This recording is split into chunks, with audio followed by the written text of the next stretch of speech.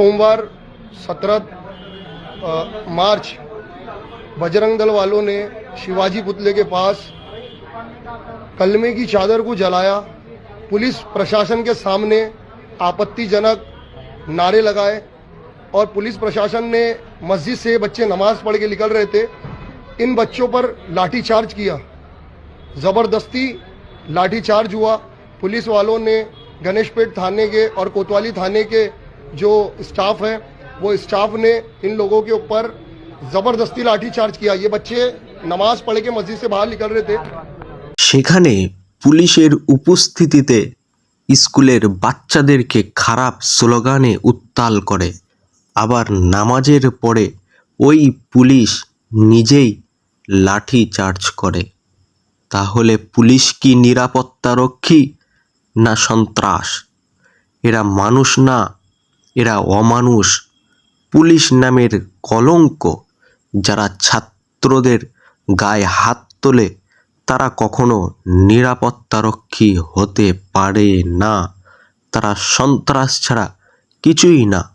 এই সন্ত্রাসী বেশি দিন চলবে না। এই ভারত একদিন সন্ত্রাস মুক্ত হবে।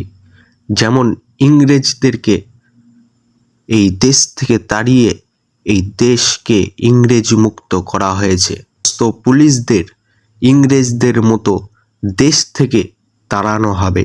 আমরা হিন্দু মুসলিম ভাই ভাই, আমরা আবার হিন্দু মুসলিম একত্রিত হয়ে এই সন্ত্রাসদের ভারত ছাড়া করব।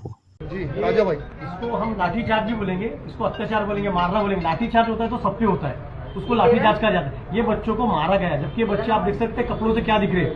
ये स्टूडेंट बच्चे देख सकते हैं कि सूरते देखकर उनको मार दिखा डायरेक्ट हम लोग नमाज पढ़ना है। ये पुलिस वालों की तरफ से बच्चों को, पैर पे भी मारा, और डंडा पड़ा है हमारा। ये स्टूडेंट बच्चे ये इनके हाथों पे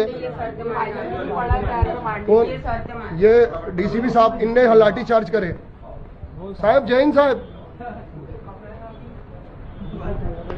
দেখুন, নির্লজ্জের মতো নিজেকে ক্যামেরার সামনে হাত দেখিয়ে প্রমোট করছে।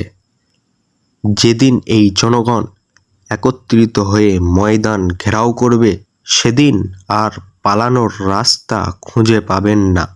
মনে রাখবেন, এই সন্ত্রাসী ভারতবর্ষে আর বেশি দিন চলবে না।